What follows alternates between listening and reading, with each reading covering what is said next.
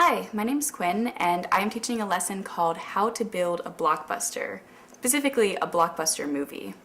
So in the movie industry right now, there is currently a popular strategy called the event film strategy, coming from, you see all those commercials that say, this is the movie event of the season, so those kinds of movies.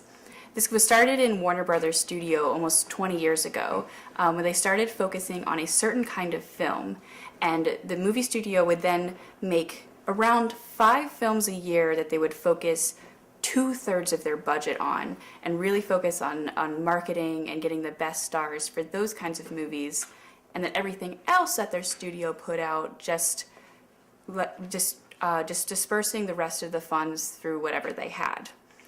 Now, the kinds of movies that get put into this strategy are specifically probably going to be action adventure films, especially ones that don't have a lot of complicated dialogue, so they can be easily translated into other languages for the international market. They're also going to be films that are going to appeal to young and old people, people across wide groups, so they can maximize the market.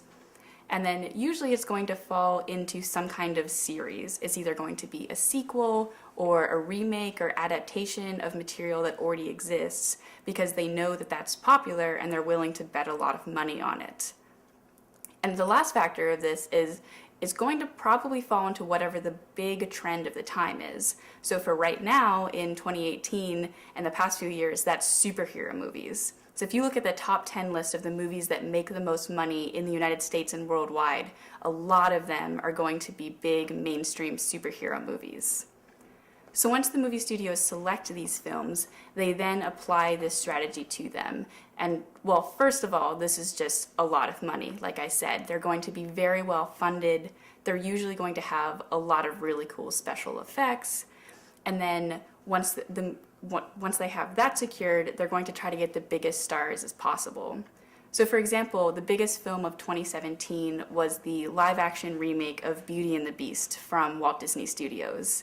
Not only did they secure an A-list movie star to lead it with Emma Watson, who starred in the Harry Potter series, but they filled the rest of the movie with tons of other A-list stars as well. And even though these actors... Oh no. Okay. Start with Beauty and the Beast again. Okay. So for example, Okay. So for example, the highest grossing movie of 2017 was the live-action remake of Beauty and the Beast from Walt Disney Studios. Not only did they get an A-list movie star to lead the movie with Emma Watson, who starred in the Harry Potter series, but they also filled the rest of the roles with other A-list actors. And even though that most of them were playing characters like talking teapots and their faces weren't shown for most of the movie, they made sure to put all of them on their marketing materials so that everyone knew how many stars they had. They also spent a lot of money on marketing. Disney did stuff like having an interactive Spotify ad, tons of brand deals with other products so that you could go out and buy things like Beauty and the Beast skin cream or whatever else you wanted branded with that product. And they finally picked a really good release date for it. This is a very important part of the event film strategy because there are a couple of distinct seasons that are going to make for the most successful films.